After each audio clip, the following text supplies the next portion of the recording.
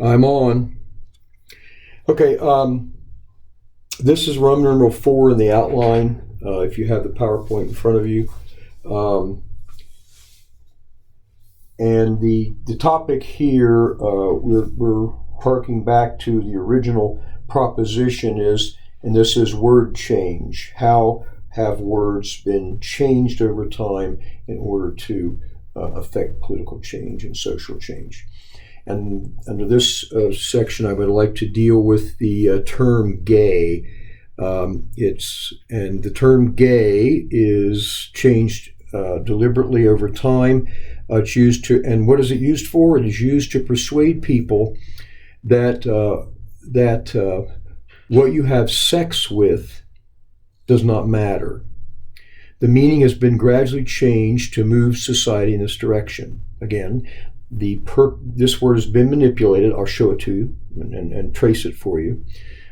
This word has been manipulated and changed over the last 150 years, and the purpose of this word is to get the public to accept the proposition that what you have sex with doesn't matter. That's the goal. That's the proposition. So if we look at this word, and we can go to the Oxford Dictionary for some of this, the term in the 12th century England, if you look it up, it meant joyful, carefree, full of mirth, or it also meant bright and showy. That's the term in the 12th century England. In fact, that term, when I was growing up, it was still used that way. Even in the 1800s, it was still used that way. Some Civil War songs, we have a gay old time when Johnny comes marching home again. That's what it means. We'll have a fun, joyful, carefree time. War's over, etc. This word, in fact, the word still can mean that, but that's all it meant back then. Now, if we go up to the 17th century, 1600s, it began to be associated with immorality, and it meant being addicted to pleasure or dissipation, often euphemistically for a loose and immoral life. If you were gay, you had a loose, immoral life. And in the 19th century, 1800s, it began to be referred to women who were prostitutes, not men, but women. And the term gay man was someone who slept with a lot of women, often prostitutes. So that's the blending of the multiple meanings there. The word gay also meant to have sex in the 19th century. The original meaning, however, was still in use, but it was expanded to mean that. By the 1920s and 1930s, the phrase gay man meant men who have sex with men. A gay cat meant a homosexual boy, 1920s, 1930s. In 1955, the word was recognized officially to mean homosexual males. I assume, from the source I get this, I'm assuming that means it was put in the dictionary under that definition. Homosexual male organizations were the ones pushing for this definition. I saw an interview by a man who had written LGBTQ intellectual writings. He had left the LGBTQ community. He became an Orthodox Jew, and in an interview in World Magazine that he gave, he said that the word gay had been manipulated by homosexual male organizations for the last 150 years in the public arena through ways that we talked about before, media, whether it's newspapers, textbooks, university lectures, things like that. It had been manipulated to do this, to have this meaning. Homosexual women were now called lesbians by 1955. The word lesbian comes from the name of a Greek island, Lesbos, where Sappho was born. She was an ancient Greek woman who wrote poems that included homosexual themes. Anyway, that's where the word lesbian comes from, the island Lesbos. Now, these meanings were transmitted through to the 20th century through movies and television. Cary Grant in the movie Bringing Up Baby used the word. And homosexuality, the act of homosexuality, was illegal in Britain up until 1967. It was illegal. The act was illegal. In the book Statistical Manual of Mental Disorders, they considered homosexuality a mental illness. This was removed from the list as a result of massive protests and threats at the home of psychiatrists. A colleague of mine had looked into this quite thoroughly, and apparently, from what he says, the National Psychological Association or American Association of Psychologists, whatever the formal title is, they have a meeting every year, and what they do is they set the standards for the industry, and they change them periodically, and they meet together. And every time they got together, homosexual political groups would protest them, go to their houses and threaten them, and march and protest in front of them. And this is a way to point out that science is supposed to be devoid of any political or emotional considerations. They're supposed to be cold, non-threatening, rational discussion, and that's what we make the decisions on. Well, eventually they removed it as a mental disorder, but it wasn't because of scientific evidence. It was because of the political actions of the LGBTQ community. Originally, it was an adjective. It now became a noun. From gay old time to if you are gay, it means you're homosexual. So it went from an adjective to a noun. And that was, like I said, a deliberate, documented change in the think tank arena and the public arena. Again, to affect the public mind, to affect the way they thought about it. So the first thing was, by removing it from the National Psychological Association's list of mental disorders, that removed the stigma from the action. The goal of all this is plain and obvious. It's not really in doubt. And I have a quote here from Peter Tatchell, a British gay activist. And then here's a quote stating the goal of all this. Queer, gay, bisexual, etc. are just temporary terms. In the long view, they are all just temporary identities. One day, we will not need them at all. So what he's saying is that, which I mentioned before, the goal is that you can have sex with whatever you want, and it's no longer an issue. And this includes all sex. You have LGBTQ+, and what that does is it's inclusive. Well, what's that include? Pedophilia? I'm asking, does it include pedophilia? Does it include bestiality? Does it include, S&M? What does it include? LGBTQ+. I saw an interview, I think it was Tucker Carlson interviewing one of the Canadian ministers, and they had just passed some resolution of support or something, and they added the plus, and this is the first time I'd heard about it. It says, what does the plus represent? Oh, it's inclusive. It just feels so good, it's inclusive, and that sort of thing. But what does it include? I mean, there's serious questions which they don't answer. So I remember on an earlier occasion, I was listening to a guy on the radio, and somebody asked him, well, if you're going to do homosexual behavior, what about animals? And he goes, oh, you're insulting us, and nobody believes that, and all that kind of stuff. Okay, well, maybe. Pedophilia, oh, that's ridiculous, you're trying to insult us. Yeah, but what does LGBTQ+ say? I'm asking the question. Does anything exclude it?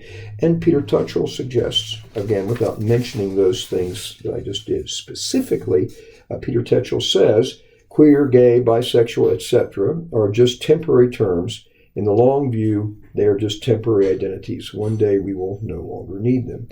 So it's clear what the goal of the LGBTQ community is, at least it is to me. You can deny these things, but it seems kind of a weak argument to deny it. All right, now, The next question is crucial because we've surveyed Americans, and their acceptance of this next proposition is the reason that we have the support that we do for homosexual marriage and things of this nature for people who don't understand the results of what we're talking about. And this is the question: is homosexuality a kind of person, or is homosexuality an action? So focus in on this for a minute, because that's what we want to deal with next. Is homosexuality a kind of person, or is it an action? That's what we want to deal with right now, or next. So, all right, let's begin with if that is who you are, and if you're born that way, because that means it's a type of person. You're born with ADHD, you're born with autism, you're born with whatever. Are you born gay? That's the question. So, of course, we inherit things through our genes, and so there has been a concerted effort for as long as we've known about genetics, and it's been a particular study for what is termed the gay gene. But we've been doing this for many, many decades, doing all various cross-generational studies, etc.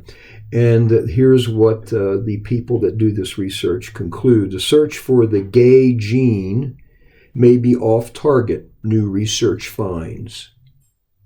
Another process called epigenetics, that switches genes off and on, may explain why homosexuality may run in families. This may explain why homosexuality remains in the gene pool, even though homosexuals don't reproduce. So I just read something that I copied out of a book, but let me explain what they're saying. If homosexuality is inherited, then there shouldn't be any homosexuals alive today, because that action does not result in passing that genetic trait on to the next generation. So just like common sense, we would say, no, it can't be inherited just for that reason alone. Yet there are some family relationships that we see.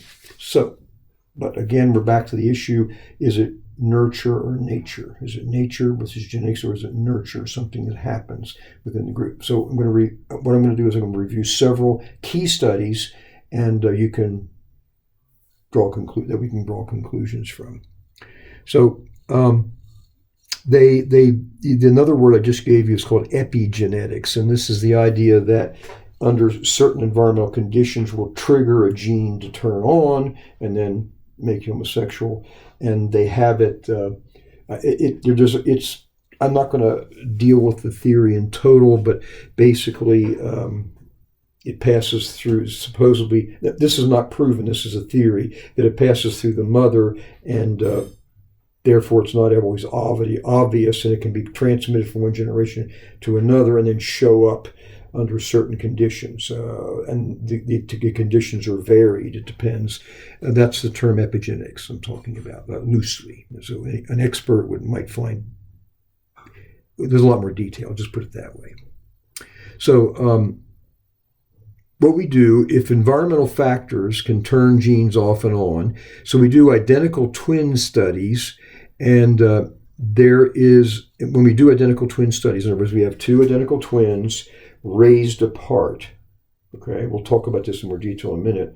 There's about a 20% chance that, this is Jordan Peterson's figures, there's about a 20% chance if this twin is gay, this won't be gay. But that means that there's an 80% chance that they're not. So let's look at these identical twin studies a little closer. Identical twins raised apart, when we compare pictures of them standing, identical twins, most of the time, if he rests on the left arm with one of his feet up, they find there's a very high correlation, and again, identical twins raised apart, that the other one will rest in the same position. So very, very odd. I would never have expected that the way you rest when you're standing had any genetic relationship whatsoever, but there apparently is a fairly high correlation. What other things? If one is religious, then the other will also be religious. And if they're non-religious, the other one will also be non-religious. What's the correlation there? This accounts for about 50% of the religiosity among the population. In other words, if both identical twins raised apart were more likely to be religious or not religious compared with unrelated individuals. I'm reading the thing there, and then I have to interpret it for you. So it's about a 50% correlation when you compare siblings that are not identical twins and identical twins. There's about a 50% likelihood, 50-50 chance that they'll both be religious or both be non-religious. I'm not sure that's significant because you have a 50-50 chance of the question you're asking, religious, non-religious. But that's what we have. The IQ of identical twins raised apart. Another study commissioned by the editor of the journal Science looked at genetics and IQ. The Minnesota researchers found that about 70% of IQ variation across the twin population was due to genetic differences among people, and 30% was due to environmental differences. In Murray's book, I think it's Falling Behind. He's got a couple of books. He has an IQ book. I think that's probably where I got it. I don't remember the name of it. But there was an attempt during the Johnson administration and thereafter to raise the IQ of low-income people by giving them early childhood education, early stimulation, and all that kind of stuff. And it was not very successful. In one of the studies that I read, it's in his book on IQ, they had low-income children start in kindergarten, pre-K, say a couple years in pre-K, and then they compared them with children entering first grade that didn't have the pre-K with the children that had the pre-K entering first grade. And to make a long story short, initially the pre-K students were ahead of the ones that didn't have it, but by year 6, the differences had disappeared. And there are other studies, but suggesting that IQ cannot be manipulated. However, in this particular study, they said there was about a 30% environmental effect on performance of IQ. So 70% of it was due to inheritance. This is not what we wanted to hear. This is not what the researchers in the Johnson administration wanted to hear either, but that's what they got. Psychological factors like happiness. Another study found that happiness and well-being had about a 50% genetic influence. So under the same conditions, if you inherited happiness, you were happier than under the same conditions. Again, that's 50-50 chance. Closeness to another study. In another study, researchers surveyed the separated twins and how close they felt to their newfound sibling. Among identical twins, 80% of those surveyed reported feeling closer and more familiar with their twin than they did with their best friends. 80% felt closer to their newfound twin than they did to their best friend, suggesting a strong genetic component in the bonding between identical twins.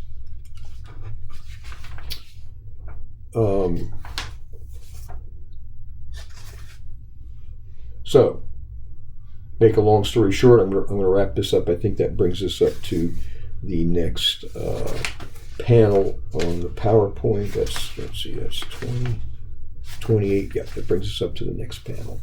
So the next thing that we'll consider is how many sexes are there? How do we determine that scientifically? And that'll be on the next panel.